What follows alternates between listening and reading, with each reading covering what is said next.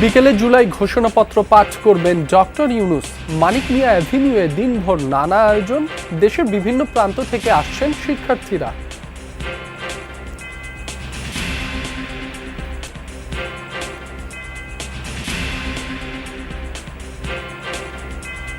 আওয়ামী লীগ সরকার পতনের বর্ষপূর্তিতে দেশ জুড়ে নানা আনুষ্ঠানিকতা। এবার শহীদের ঋণ শোধের পালা, বললেন তারেক রহমান।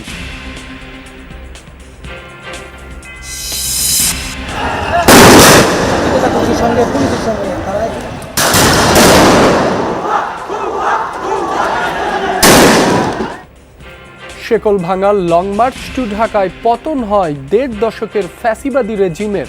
বিজয় উল্লাসে নামে ছাত্র জনতা, জনসমুদ্র পৌঁছে গণভবন।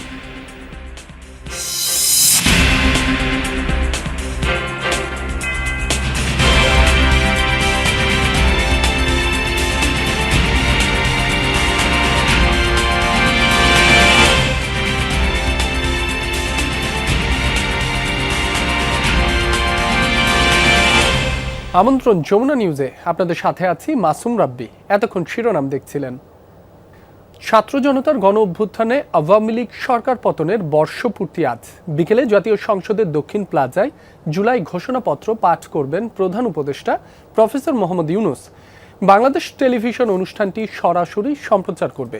বিকেল ৫টায় জুলাই শহীদ পরিবারের সদস্য ও আহত যোদ্ধাদের উপস্থিতিতে জাতীয় সংসদের দক্ষিণ প্লাজায় এই ঐতিহাসিক জুলাই ঘোষণাপত্র পাঠ করবেন ডক্টর ইউনূস।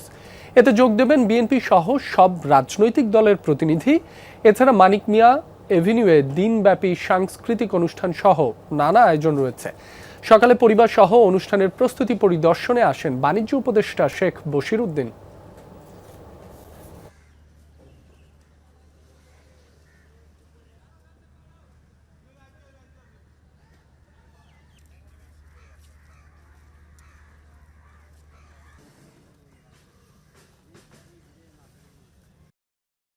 ছাত্র জনতা সবাই মিলে যে আন্দোলনটা সফল করছে, স্বৈরাচারী যে পালাবো না বলেও পালিয়ে গেছে, এইটাই আমাদের বিশাল একটা প্রাপ্তি। আজকে মন খুললে কথা কইতে পারতাছি, এটা আল্লাহর কাছে শুকরিয়া। আজকে এত সুন্দর লাগছে যে আমরা একটা স্বাধীন দেশে স্বাধীন মুক্ত হাওয়ায় চলতে পারতেছি, কথা বলতে পারতেছি। জুলাই সনদের মধ্যেও আমরা যে আহত হয়েছে এবং যারা শহীদ হয়েছে তাদের বিচার চাই, এবং যারা আহত হয়েছে তাদেরকে যেন সঠিক চিকিৎসা দেওয়া হয়, যারা শহীদ হয়েছে তাদের পরিবারদেরকে যেন মূল্যায়ন করা হয়। জুলাই গণ অভ্যুত্থানের বর্ষপূর্তি উপলক্ষে রাজধানীর মানিক মিয়া এভিনিউয়ে ৩৬ জুলাই উদযাপন এবং জুলাই ঘোষণাপত্র পাঠ করা হবে। এ বিষয়ে আরও খবর জানবো, সেখান থেকে যোগ দিচ্ছেন সহকর্মী সুমাইয়া ঐশী। ঐশী, ৩৬ জুলাই উদযাপনের প্রস্তুতি কেমন দেখছেন? সার্বিক পরিস্থিতি আমাদের জানাবেন। মাসুম, ৩৬ জুলাই উদযাপনের যে প্রস্তুতি এখন মোটামুটি সম্পন্ন হয়ে গিয়েছে, কিছুক্ষণের মধ্যে আশা করা যাচ্ছে শুরু হবে। এবং আমরা যেমনটি জানতে পেরেছি যে সাইমুম শিল্পগোষ্ঠীর পরিবেশনার মাধ্যমে শুরু হবে ৩৬ জুলাই উদযাপন, এবং সারা দিনব্যাপী বিভিন্ন আয়োজনের মাধ্যমে গত ১ বছর আগে এই দিনটি যে ভয়াবহ স্মৃতি মানুষকে দিয়ে গিয়েছে, সেই স্মৃতিগুলো স্মরণে বিভিন্ন সঙ্গীত পরিবেশন হবে, বিভিন্ন ড্রোন শো হতে হবে সন্ধ্যাবেলার দিকে, এবং সারা দিনব্যাপী কিন্তু বিভিন্ন আয়োজন থাকছে। তার মধ্যে ২:২৫ কিন্তু ফ্যাসিস্ট পলায়নের ক্ষণ উদযাপিত হবে, এবং সেই সময় বেলুন উড়ানো হবে, এবং একই সঙ্গে শেখ হাসিনার যেই পলায়নের যেই ছবিটি সেটিও এখানে প্রদর্শিত হতে পারে। সব মিলিয়ে এখন আমরা দেখতে পাচ্ছি আশপাশে যে মানুষরা আছেন তারা কিন্তু বেশ উচ্ছ্বসিত। যারা এখন পর্যন্ত এসে পৌঁছেছেন তারা বলছেন যে ১ বছর আগের যেই দুঃসহ স্মৃতি, সেই স্মৃতি মনে করলেই আসলে শরীর শিহরণ দিয়ে ওঠে, এবং এখন এই ১ বছর পরে সেই দিনটিকে এইভাবে উদযাপন করা সম্ভব হবে, এটি আসলে ১ বছর আগেও চিন্তা করা যায়নি। কারণ এত রক্ত, এত মৃত্যু, এত নিরস্ত্র মানুষের উপর নির্যাতন মানুষ দেখেছে এত বছর ধরে, বিশেষ করে গত বছরের ৫ আগস্ট বা তার আশপাশে ৩৬টি দিন জুড়ে। ফলে সেই দিনটি আজকে উদযাপন করা হবে সারা দিন ব্যাপী। মানুষকে আবারও স্মরণ করিয়ে দেয়া হবে যে কিভাবে আসলে ফ্যাসিস্ট সরকার গত ১ বছর আগে এই দিনটিতে কিভাবে পলায়ন করেছিল এবং মানুষের ওপর উপর কিভাবে নির্মম নির্যাতন নেমে এসেছিল গত কয়েক বছরে, সেই সমস্ত গ্লানি দূর করে এই দিনটিকে মানুষ উদযাপন করবে এবং তারই কেন্দ্রবিন্দু হয়ে উঠেছে মানিক মিয়া এভিনিউ।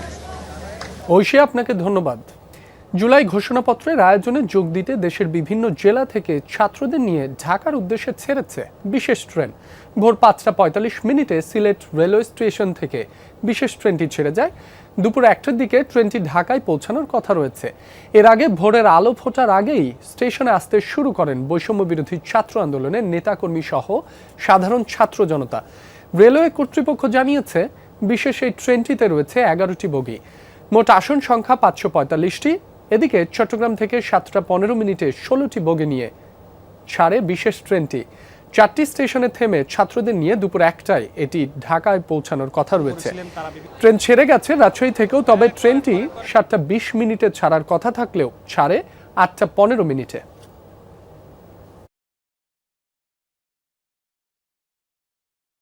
জাতি যে আশা আকাঙ্ক্ষা গণ অভ্যুত্থান করেছে ওটা যাতে সফল হয়। 1 বছর পরে হলেও আমরা আমাদের কাঙ্ক্ষিত ঘোষণাপত্রটি পেতে চলেছি, তার জন্য আজ আমাদের উৎসাহের শেষ নেই। আমরা আশা রাখছি যে আগামীতে আমাদের এখন পর্যন্ত যে আশা প্রত্যাশা যেগুলো ছিল, যে নতুন বাংলাদেশ গড়ার যে নতুন উদ্যম যেটা আমাদের ছিল, সেটা এখনো যতটুকু বাকি আছে সেটা পরবর্তীতে পূরণ হয়ে যাবে। এ বিষয়ে আরো জানবো। রাজধানীর কমলাপুর রেল স্টেশন থেকে যোগ দিচ্ছেন সহকর্মী রাব্বি সিদ্দিকী। রাব্বি, এখন পর্যন্ত কয়টি ট্রেন ছাত্র জনতাকে নিয়ে ঢাকায় এসেছে, বিস্তারিত জানাবেন। আপনি জানেন যে আসলে আজকের এই বিশেষ দিনে 8 জোড়া ট্রেন কিন্তু ঢাকায় আসছে এবং ঢাকা থেকে ছেড়ে যাবে। এরই মধ্যে রংপুর থেকে একটি ট্রেন সকালে এসে পৌঁছেছে। এছাড়া চট্টগ্রাম থেকে ট্রেন আসছে, সিলেট থেকে ট্রেন আসছে, রাজশাহী থেকে ট্রেন আসছে, নারায়ণগঞ্জ থেকে একটু পরে 11:15 একটি ট্রেন আসবে বলে আমরা 8 নম্বর যে প্ল্যাটফর্ম সেই প্ল্যাটফর্মে দাঁড়িয়ে আছি। ট্রেনে করে ছাত্র জনতা তারা এই বিশেষ ক্ষণকে উদযাপন করতে ঢাকামুখী হচ্ছেন। শুধু ট্রেন নয়, আপনি জানেন যে যেভাবে পারছেন তারা কিন্তু ঢাকায় ছুটে আসছেন। তবে ট্রেনে করে আসার জন্য এই ট্রেনটি ছাত্র জনতারা আরও আগে থেকেই বুকিং দিয়ে রেখেছেন এবং সেই ট্রেনে চেপে তারা কিন্তু ঢাকায় ঢুকছেন। আমরা কথা বলেছিলাম তাদের সাথে যে তারা এই মাহেন্দ্রক্ষণ, এই স্মরণীয় মুহূর্তকে আরও স্মরণীয় করতে আজকে যেহেতু আপনি জানেন যে মানিক মিয়া এভিনিউ রাষ্ট্রীয় প্রোগ্রাম আছে, সেই আয়োজনে অংশ নেবার জন্যই তারা কিন্তু ছুটে আসছেন এবং সে আসার ঢল কিন্তু এখনও আছে এবং সেটি চলতে থাকবে আজ দুপুর পর্যন্ত। বিভিন্ন রুট থেকে আমি যেমনটা বলেছিলাম, চট্টগ্রাম, রাজশাহী, সিলেট, নারায়ণগঞ্জ থেকে কিন্তু এই ট্রেনগুলো আসতেই থাকবে। রাব্বি, আপনাকে ধন্যবাদ। ছাত্র জনতার অভ্যুত্থানে আওয়ামী লীগ সরকার পতনের বর্ষপূর্তি আজ। দিনটি উপলক্ষে দেশ জুড়ে চলছে নানা কর্মসূচি। রংপুরে সকালে জুলাই শহীদ স্মৃতিস্তম্ভে ফুলেল শ্রদ্ধা জানান বিভাগীয় কমিশনার, ডিআইজি সহ নানা শ্রেণী পেশার মানুষ। স্মরণ করেন গণ অভ্যুত্থানে জীবন দেয়া অকুতোভয় বীরদের। পরে শিল্পকলা একাডেমিতে শহীদ পরিবার ও আহতদের সাথে মতবিনিময় করেন প্রশাসনের কর্মকর্তারা। এছাড়া রোকেয়া বিশ্ববিদ্যালয়ে প্রশাসনের পক্ষ থেকে বের করা হয় র্যালি।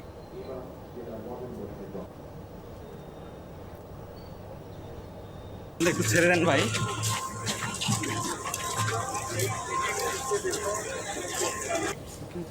গাজীপুরে জুলাই শহীদদের কবরে সকালে প্রশাসনের পক্ষ থেকে ফুল দিয়ে শ্রদ্ধা জানানো হয় আর তার মাগফিরাত কামনায় করা হয় দোয়া। এছাড়া শহীদদের পরিবার ও আহতদের সংবর্ধনা, আলোচনা সভা সহ বিভিন্ন কর্মসূচি রয়েছে। রাজনৈতিক ও সামাজিক সাংস্কৃতিক সংগঠনের পক্ষ থেকেও পালিত হচ্ছে নানা কর্মসূচি।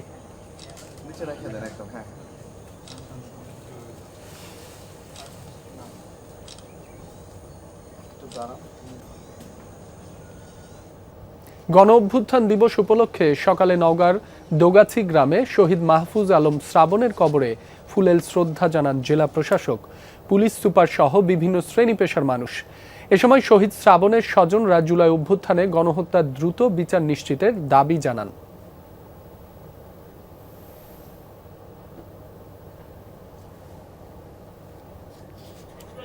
নেত্রকোনায় শহীদ রমজান আলীর কবরে প্রশাসন ও বিভিন্ন রাজনৈতিক সামাজিক সংগঠনের পক্ষ থেকে শ্রদ্ধা জানানো হয় আর তার মাগফিরাত কামনায় দোয়া করেন তারা। নতুন বাংলাদেশ গড়ে তুলতে সবাইকে একসাথে কাজ করার আহ্বান জানান শ্রদ্ধা জানাতে আসা মানুষ।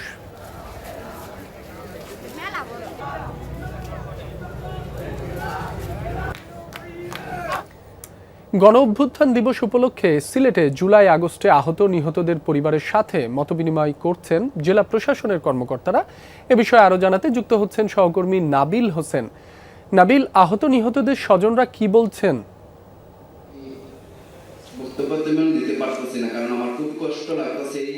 রাব্বি, আসলে সকাল থেকে আমরা দেখছি যে 5 আগস্ট উপলক্ষে সিলেটের বিভিন্ন রাজনৈতিক দল, প্রশাসন, ঊর্ধ্বতন কর্মকর্তা বিভিন্ন আসলে কর্মসূচি সকাল থেকেই চলছিল। আমরা এই মুহূর্তে আছি সিলেটের শিল্পকলা একাডেমিতে এবং সেখানে জেলা প্রশাসনের উদ্যোগে যারা প্রশাসন, ঊর্ধ্বতন কর্মকর্তা, পুলিশ সহ বিভাগীয় প্রশাসন প্রত্যেকে ওখানে উপস্থিত রয়েছেন এবং উপস্থিত আছেন নিহত এবং আহত যারা সদস্যদের পরিবার যারা আছেন কিংবা আহত যারা জুলাই যোদ্ধারা রয়েছেন তারা এখানে উপস্থিত আছেন।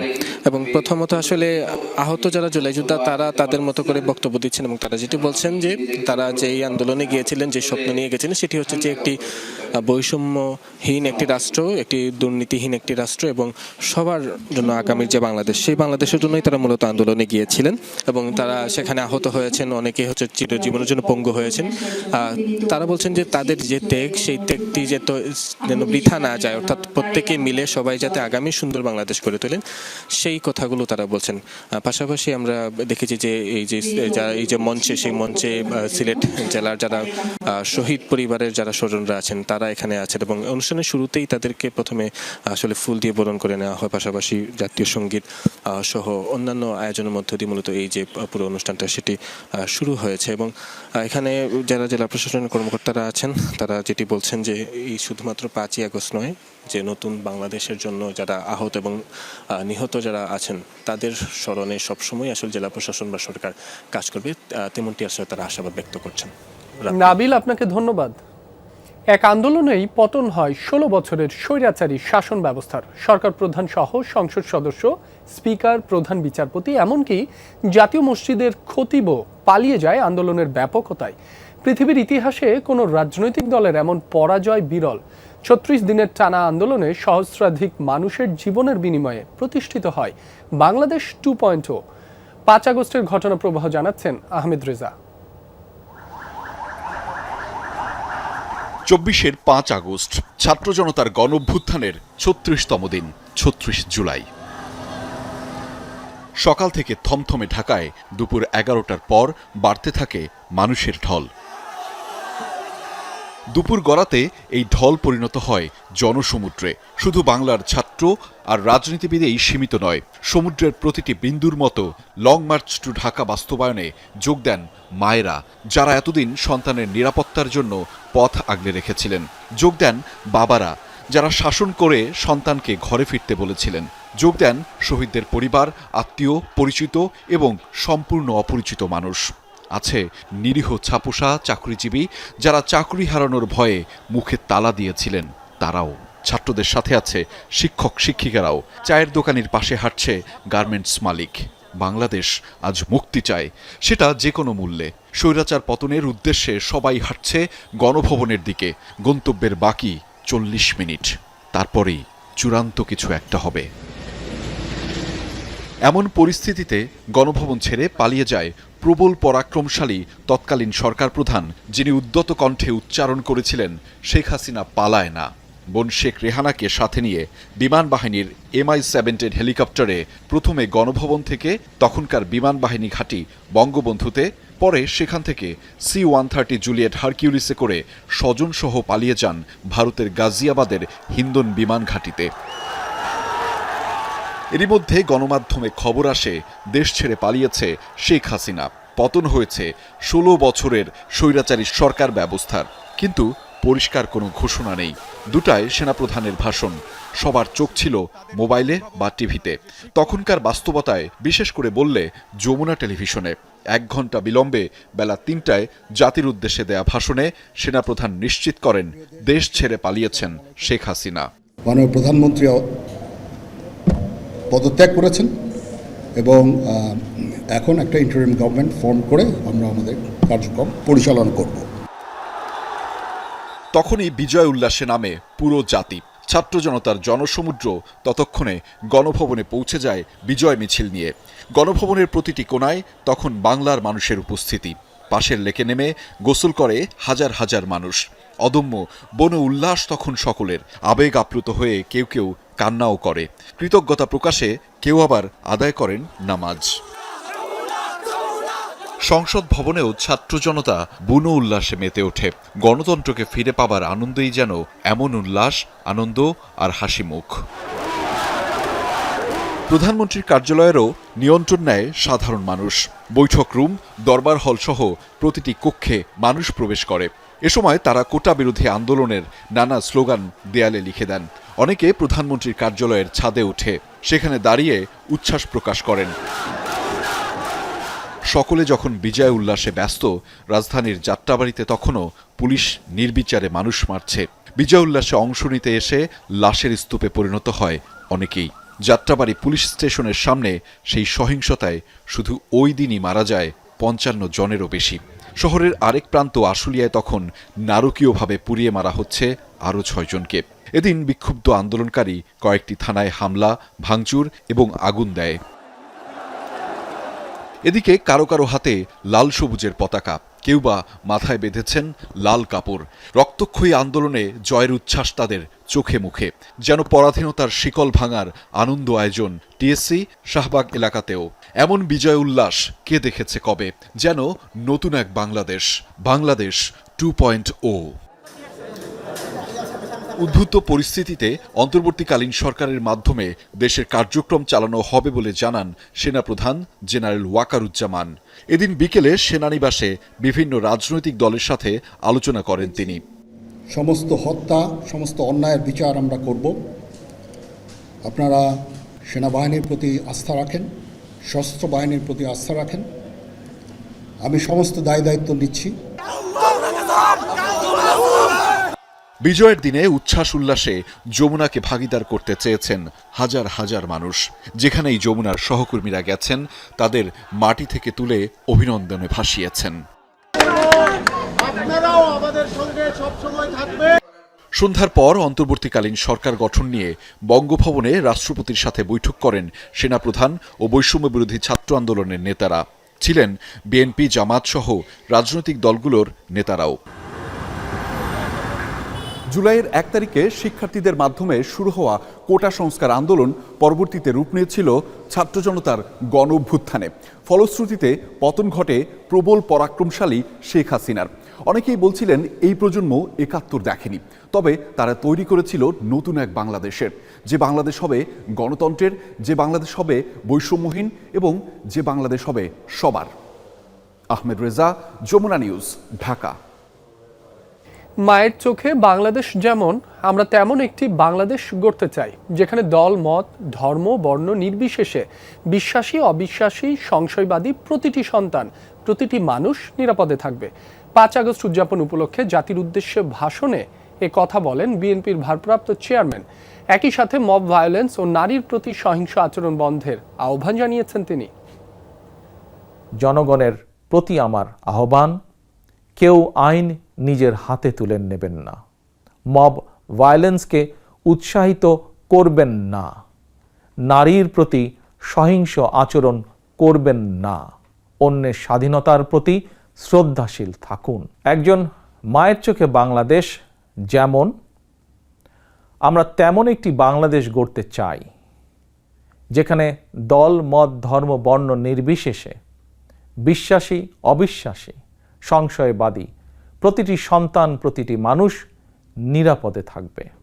আজ এবং আগামীর প্রতিটি ৫ই আগস্ট হয়ে উঠুক গণতন্ত্র, সুশাসন প্রতিষ্ঠা আর মানবিক মানুষ হয়ে ওঠার অঙ্গীকারের দিন। গতানুগতিক পদ্ধতির নির্বাচন নয়, পিআর পদ্ধতিতে নির্বাচন দিতে হবে বলে জানান জামায়াতে ইসলামীর নায়েবে আমির ডাক্তার আব্দুল্লাহ মোহাম্মদ তাহের। রাজধানীর মহাখালীতে জুলাই গণ অভ্যুত্থানের প্রথম বার্ষিকী উপলক্ষে জামায়াতে ইসলামী আয়োজিত গণমিছিল পূর্ব সমাবেশে এ কথা বলেন তিনি। বলেন, পিআর পদ্ধতি ছাড়া বাংলাদেশের নির্বাচন হতে দেয়া হবে না। যারা পিআর চায় না তারা জনপ্রিয়তা নয়, চাঁদাবাজির অর্থ ও সন্ত্রাস বাহিনী দিয়ে নির্বাচন করতে চায় বলেও মন্তব্য করেন তিনি। এ সময় বলেন, আওয়ামী লীগ আর দেশে ফিরতে পারবে না। কেউ আবার ফ্যাসিস্ট হতে চাইলে দেশের মানুষ তাদেরও প্রতিহত করবে। স্বাধীনতা ও সার্বভৌমত্বের ওপর যে কোনো ধরনের হুমকি জামাত প্রতিহত করবে বলে জানান তিনি। পিয়ার ছাড়া কোনো নির্বাচন হবে না। যারাই নতুন করে স্বৈরাচার হওয়ার চেষ্টা করছে তাদেরকেও মানুষ শাস্তি দেবে না ইনশাআল্লাহ। আমরা স্পষ্টভাবে বলেছি যে বাংলাদেশের স্বাধীনতার সার্বভৌমত্বের ব্যাপারে জামাত কোনো আপোষ করবে না। চলমান উত্তেজনা নিরসনে আলোচনা শুরু করেছে থাইল্যান্ড ও কম্বোডিয়া। সোমবার মালয়েশিয়ায় অনুষ্ঠিত হয়েছে দুদেশের মধ্যকার প্রাথমিক পর্যায়ের বৈঠক। বিশেষ এই আলোচনায় অংশ নেন প্রতিবেশী দেশ দুটির উচ্চপদস্থ সরকারি কর্মকর্তা। চলমান সংকট দূর করতে ফলপ্রসূ আলোচনা হয়েছে বলে জানিয়েছে সংশ্লিষ্টরা। আগামী বৃহস্পতিবার অনুষ্ঠিত হবে দুদেশের মন্ত্রী পর্যায়ের বৈঠক। যুদ্ধবিরতি বজায় রাখার বিষয়টি নিয়ে আলোচনা করবেন উচ্চ পর্যায়ের প্রতিনিধিরা। গেল মাসেই বিরোধপূর্ণ সীমান্ত ও প্রাচীন মন্দির ইস্যুতে সংঘাতে জড়ায় থাইল্যান্ড, কম্বোডিয়া। প্রাণ যায় অন্তত 43 জনের, বাস্তুচ্যুত হন 3 লাখেরও বেশি মানুষ।